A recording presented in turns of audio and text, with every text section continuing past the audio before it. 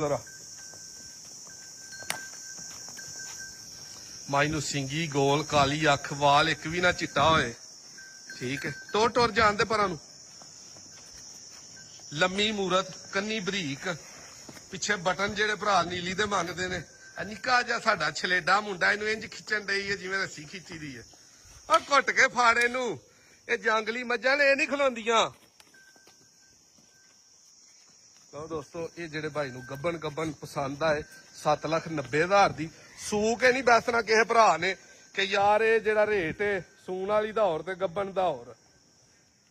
ये आ गई मझ तोरो भाई इनू जरा ये भी दोस्तों पहलन झोटी है। ठीक है तसल्ली दे नाल इहदा शौक करो जेड़े भाई नू ये पसंद आए। फाइनल 7,60,000 दी 14 लीटर दुध आके दोवें टाइम चोना है ते फिर लैनी है उंज नहीं। कीमत 7,60 फाइनल। मूँह बहा यार जरा फाड़े दा मूँह पहले ने मूँह ये भी छिगी है सिंगी गोल बरीक लै जा गां टोरसू मूँह ते कोई मुर्ग का निशान नहीं असल जंगली मझ।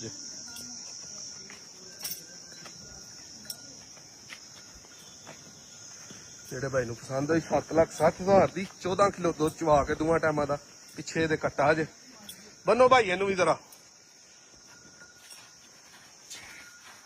तो मझ आके खलो गई है ए पिछे कट्टा है।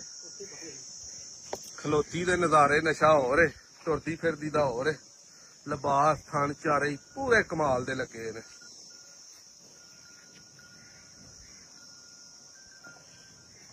$7,60,000 दी फाइनल है। टोरो जी है अख वहा पहलो मझ दी दूजे सूए मझ बिल्लियां अखा मुछ थोड़ी जी बग्गी पैर पिछले थोड़े थोड़े चिट्टे टोरो भाई ते सिंह असल नस्ल वाला मज्जां वाला लगा इनू ते चड्डा पिछे थले वेखना 20 किलो वाला ही लेकिन मझ नहीं 20 किलो वाली मझ 14-15 सिरां वाली है। जेड़े भाई नू पसंद आई 14-15 लीटर ये दुध ठंडा चुवावांगे 7,80,000 दी दांगे फाइनल। पिछे दे कट्टी है पर ताओ भाई वड्डी मझ